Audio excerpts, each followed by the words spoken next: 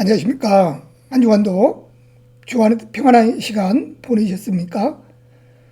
특별히 이 한 주간은 고난주간, 예수님이 우리를 위해 십자가에 달려 죽기 위하여 고난당하신 귀한 시간을 우리는 보내고 있습니다. 남은 한 주간도 주 안에서 십자가의 은혜를 생각하며 경건하게 보낼 수 있는 우리 모두가 될 수 있기를 바랍니다. 오늘은 하나님의 구원 경영 5번째 시간을 맞이했습니다. 출애굽기 12장에 나와 있는 내용으로 6월절 피에 의한 구원이라는 주제로 함께 나누고자 합니다. 출애굽기는 우리에게 구원의 과정을 가르쳐주고 있습니다. 1장과 2장은 고난의 환경을 통해서 하나님을 찾도록 도와주시는 내용입니다. 지난 시간에 3장부터 11장에 나와 있는 내용은 바로 목자를 세워 세상으로부터 나를 건져내고 구별시키는 장면을 볼 수 있었습니다.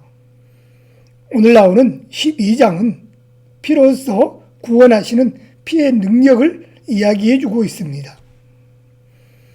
성경은 피에 관한 기록이 많이 담겨져 있지요. 아담과 하와가 하나님 앞에 결국 선악과 열매를 따먹음으로 말미암아 범죄함으로써 하나님은 가죽옷을 아담과 하와에게 입혀주십니다. 그리고 아벨의 제사를 보십시오. 형 가인은 첫 수확을 농사를 지음으로 말미암아 수확했던 것으로 하나님께 드렸지만 아벨은 짐승의 첫 새끼를 죽여서 오히려 하나님께 제사를 드렸습니다. 노아의 제단이나 아브라함의 제단 역시 결국 짐승을 잡아서 피 흘림을 통하여 하나님께 드리게 되었죠. 출애굽시 양을 잡음도 마찬가지였습니다. 오늘 본문의 내용에 나와 있는 출애굽기에 나와 있는 12장에 나와 있는 내용도 결국 피를 흘림을 통하여 죄를 씻음받는 이스라엘 백성들이 그 죽음 가운데서 살아날 수 있는 이런 사건을 우리는 보게 됩니다. 이런 종합적으로 보게 된다면 범죄한 인간이 결국 죽을 수밖에 없는 인간이 구원받을 수 있는 유일한 길은 바로 대속의 피입니다. 그렇다면 크게 세 달락으로 나눌 수가 있는데요. 그 중에 첫 번째는 6월절 어린 양의 피에 대해서 본문 12장에 나와 있는 내용을 가지고 함께 볼 수 있습니다.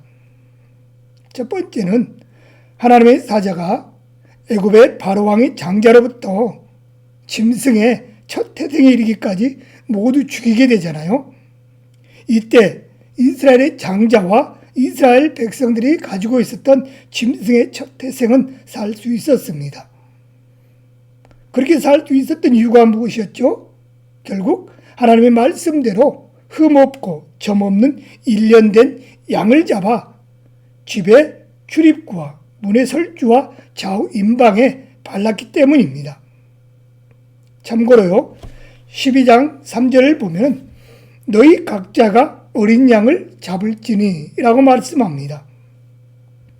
여기서 하나님은 각자가 어린 양을 잡으라고 말씀합니다. 이 내용을 잘 생각해 보면요, 구원은 나와 우리 주님과의 개인적 관계, 즉 1대1의 관계로 시작됨을 알 수 있습니다. 예전에 설교 예화를 통해서도 종종 했고 들어왔던 내용이 있었습니다. 남편이 예수 그리스도를 믿지 아니하므로 오히려 아내의 치마폭을 잡고 자기도 구원을 받을 수 있다고 하는 이런 우습게 이야기를 했던 내용을 기억합니다. 결코 그럴 수 없잖아요. 그리고 집으로 들어오고 나가는 출입구에 피를 바른 하나님의 의도는 피의 효력이 가정 전체에 미치기를 원하시기 때문에 또한 아무리 피를 발랐다고 해도 피는 문 안에 있는 자에게만 유효했음을 알 수 있습니다. 두 번째는 그 밤에 먹어야 했던 음식은 양고기와 무교병, 쓴 나물이었습니다. 여기서 양고기는 무교병과 쓴 나물을 같이 먹어야 했습니다. 무교병은 누룩을, 즉 우리의 죄를 버린 구별된 삶을 의미하고, 쓴나물은 애굽에서의 삶을 아픔과 고통으로 기억하라는 의미를 두고 있습니다. 세 번째는요, 하나님은 이스라엘 백성들이 애굽을 떠날 때 빈손으로 나가지 않고 은금보화를 취하도록 해주었습니다. 이렇게 말씀하신 이유가 무엇이었을까요? 바로 하나님의 언약이었기 때문이지요. 하나님은 430년 동안 애굽에 종살이했던 그 이스라엘 백성들을 결코 빈손으로 떠나지 않도록 해주었습니다. 그 430년이라는 시간 동안 국고성을 만들고 운하를 만들고 피라미드에서 중노동을 했던 그 대가를 가지고 떠나도록 배려해 주었습니다. 우리가 잘 알고 있지만 이때 그들이 가지고 나왔던 은금보화를 통해서 하나님의 성막을 짓게 되기도 하지요. 여러분, 하나님은 하나님의 자녀들이 수고했던 것을 결코 헛되지 않도록 은혜를 베풀어 주셨고 기억하고 계셨다고 하는 사실입니다. 그게 두 번째는 범죄한 인간은 어떤 존재인지를 출애굽기 12장을 통하여 다시 한번 묵상해 봅니다. 첫 번째로 유월절 어린 양이 죽어야 했던 이유는 이스라엘 백성들을 살리시기 위함이었습니다. 다시 말씀드리면 애굽에 종살이하고 있던 그 이스라엘 백성들을 살리기 위해서 그 양이 죽어야 했다고 하는 내용이죠.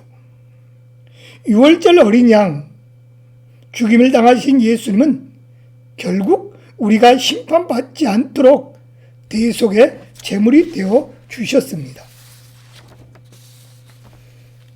하나님 앞에서 범죄한 인간은 죄로 말미암아 하나님의 진노의 심판을 받아 영원한 불못에 들어가야 하는 것이 마땅합니다. 하나님의 범죄로 하나님 앞에서 범죄로 말미암아 결국 인간은 영원히 죽을 수밖에 없는 이런 영혼이었습니다. 그러나 그 영혼들이 살 수 있었던 이유는 죄 없으신 예수님께서 죽으심으로 말미암아 우리는 진노의 심판을 면할 수가 있었습니다.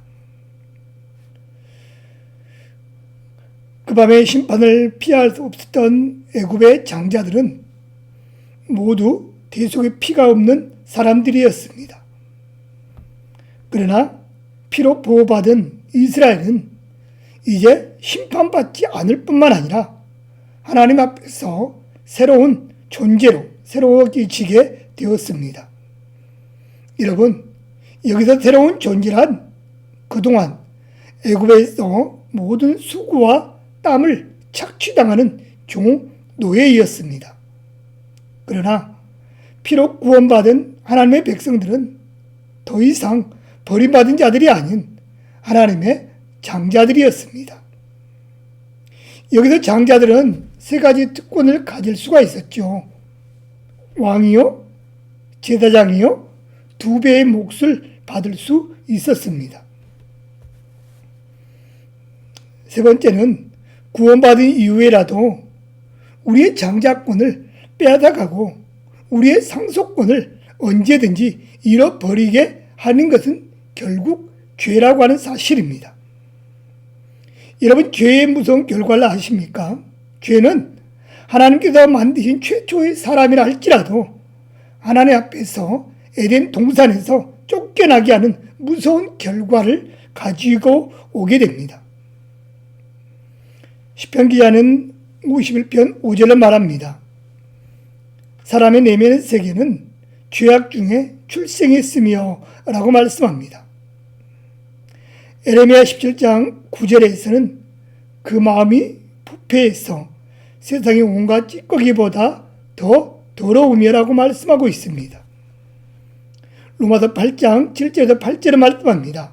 하나님의 법에 대항하여 하나님과 원수되었다 라고 말씀합니다.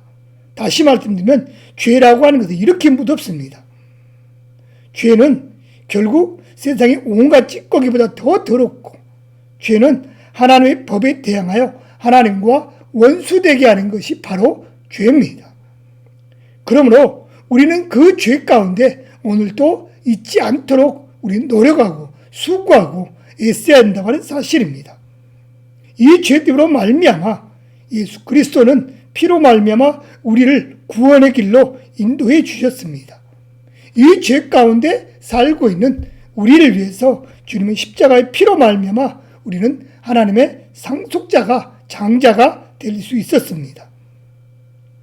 그러므로 장자권을 잃어버린 사람이 되지 않도록 우리는 노력해야 합니다.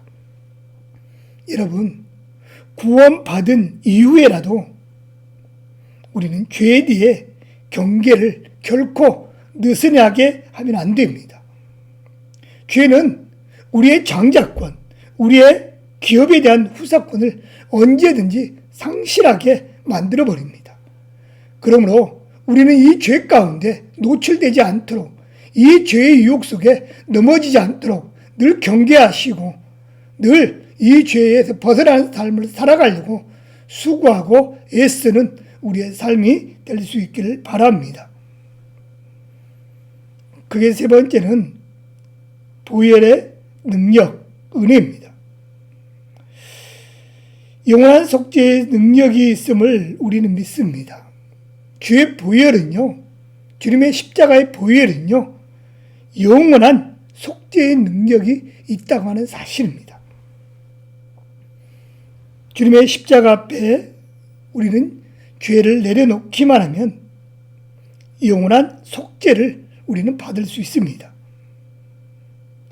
죄로부터의 구원, 율법의 저주에서 건져낼 수가 있습니다.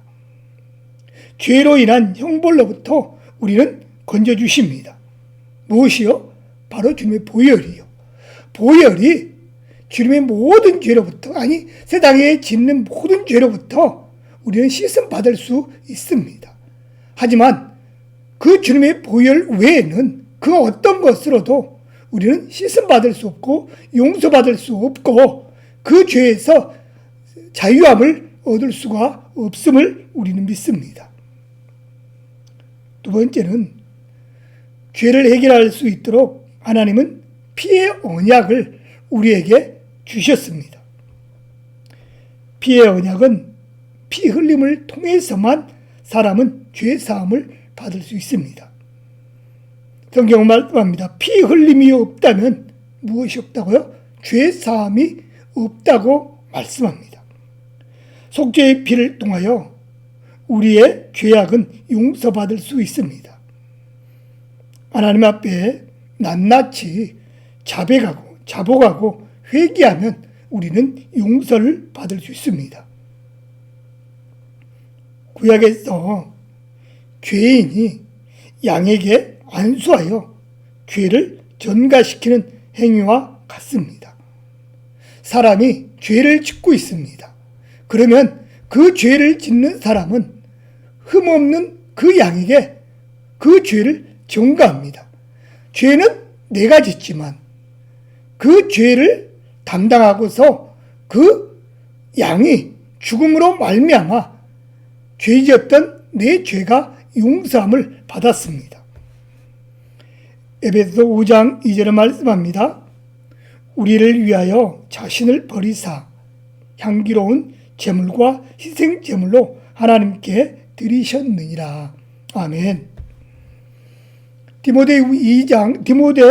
디도서 2장 14절에서 말씀합니다.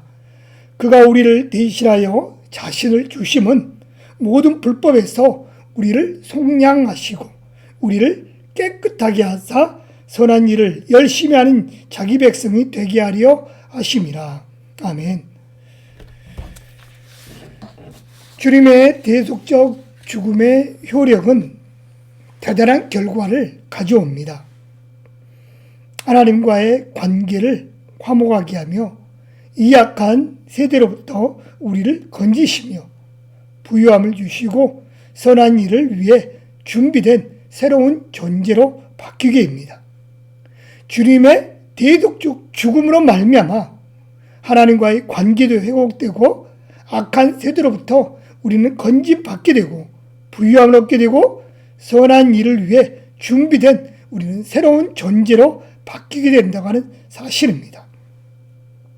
그러므로 환경적인 어려움에서 우리를 건지시고 흑암의 권세에서 우리를 건지시며 악에서 우리를 구원하십니다. 영상으로 함께 성경 공부로 참여하신 우리 성도 여러분, 그러므로 우리는 힘들고 어려울 때 피를 적용해야 됩니다. 예수 그리스도의 피, 내 모든 죄를 친히 담당하기 위해서 십자가에 달려 죽으신, 그 달려 죽기까지 피 흘려주신 그 보혈의 피가 오늘도 적용될 때 우리는 그 모든 힘들고 어려운 가운데서 자유함을 얻을 수 있습니다. 시험 속에서도 우리는 이겨낼 수 있습니다. 어려운 문제 가운데서도 우리는 해결함을 받을 수 있습니다. 그러므로 우리는 예수 그리스도의 피를 받으실 수 있기를 바랍니다.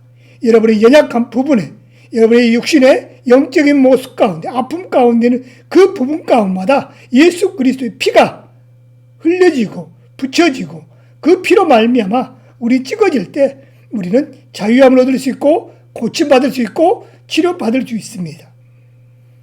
예수님의 십자가를 통해 우리는 법적으로 모든 죄와 사망의 문제를 해결받았습니다.